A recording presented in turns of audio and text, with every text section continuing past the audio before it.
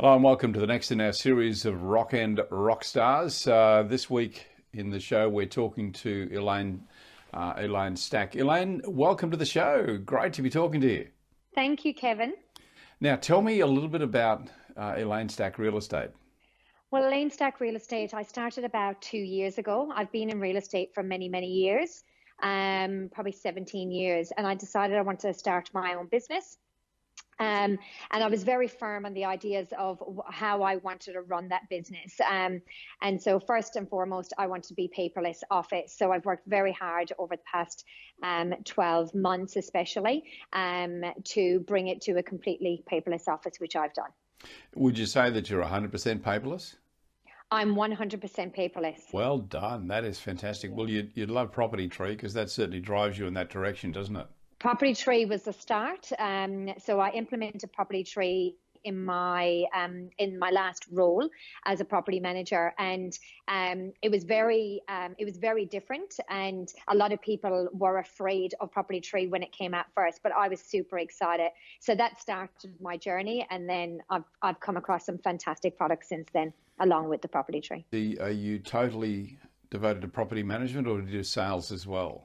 Look, I've touched on sales really for clients, just to complete the story for them. So managing their property, renovating their property, putting quality tenants in there. But circumstances change and sometimes clients need to sell, and they want me to complete that for them. So I do sales for clients, but it's not something I actively look for. Property management is my focus. Yeah, we've seen that, haven't we, develop over the years, the last decade or so, specialist property management businesses. And I think it's a recognition of the skill set that's needed, to be a really good property manager, to manage properties, totally separate from the sales skill set.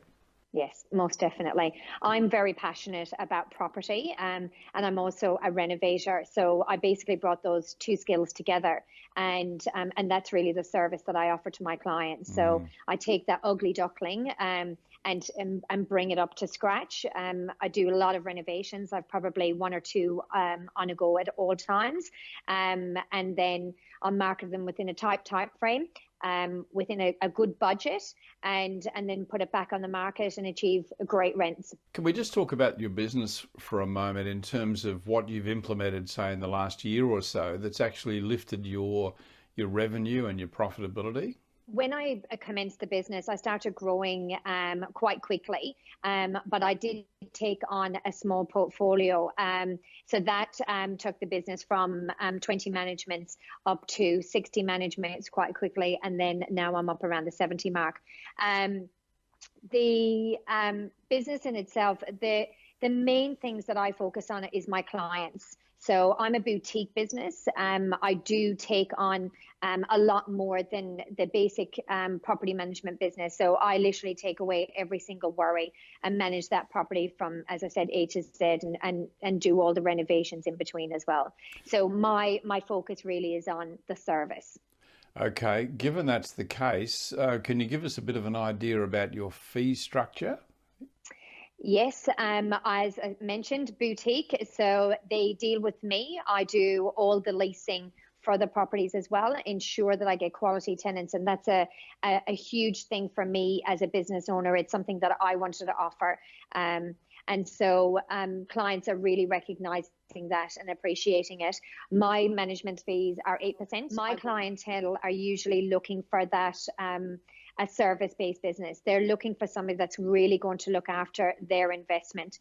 A lot of my new clients are people that are renting out their homes and moving on elsewhere for various reasons. So they're not looking at fees to begin with. They're looking at the person that's going to be managing and looking after their property.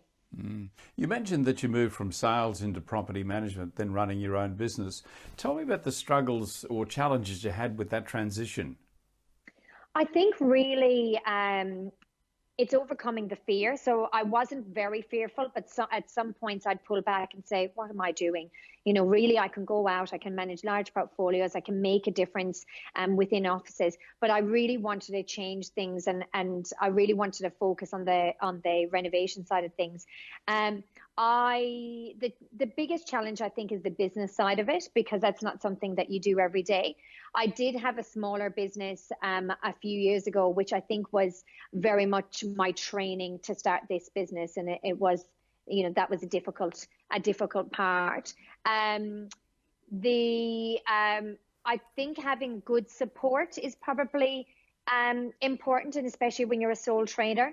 I do have a fantastic accounts team that help me, and they deal with my trust accounting, and I do have a VA that's very, very useful. So what are your plans for the next 12 months? What are you planning on growing within your business? Again, as I mentioned, Kevin, I think it's just really focusing on that service and my clients being my referral business, and getting my name out there further. I think my business is going in the direction of the renovations. I'm getting more of that business. And obviously their management, then that has come back into the portfolio. So that's where my focus is going to be for the next 12 months. I'm just keen to know about how much of a role technology plays in your business. How important is it to you? It's a huge, huge part of it. I'm very much that mobile agent. I do work from an office space as well. I work from home. I work from the sports field while I'm watching my kids play soccer. I can achieve quite a bit because of the software that I've implemented. As I said, being 100% paperless, it means that I'm getting condition reports out really quickly to my tenants. Online reference checking, that's really important. My checklists I put through Trello to keep me on track. And then the taking over a portfolio, a large part of taking over a portfolio is changing the mindset of the clients that you've taken over. 100% of those clients agreed straight away to be a part of the paperless office, and this is huge range in generation, and they recognize that was the way forward, and receive all their statements by email, and also all their correspondence. But I've never given up my phone use. I use my phone 24/7, and I make a lot of calls. I keep in touch with my clients. I don't rely heavily on email, but I rely heavily on the software to make sure that everything is completed within a short time frame, and makes me very efficient. Well, you probably answered my question there. My next question was about the most valuable piece of tech you couldn't be without, and I would guess it's probably your iPhone. Is that correct? Yes, probably the iPhone. I can do everything on the iPhone and log into all my different softwares.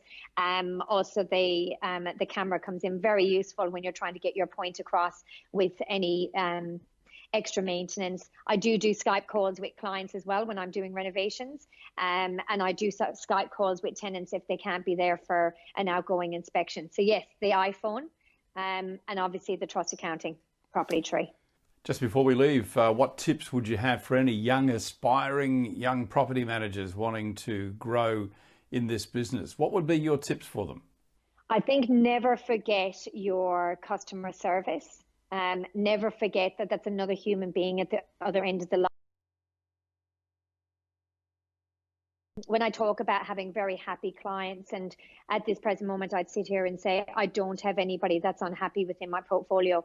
That's hard to believe, but it's something that I really worked hard with. My tenants are very happy as well. So just remember that that's another human being at the other end of the phone with stressful, might be a stressful day for them. And also manage your stress. Elaine, thank you so much for your time. I really appreciate you squeezing us into your very busy day. All the success in the world to you. Thank you for being part of our series for Rockend, and look forward to talking to you again soon. Lovely. Thank you, Kevin. Take care.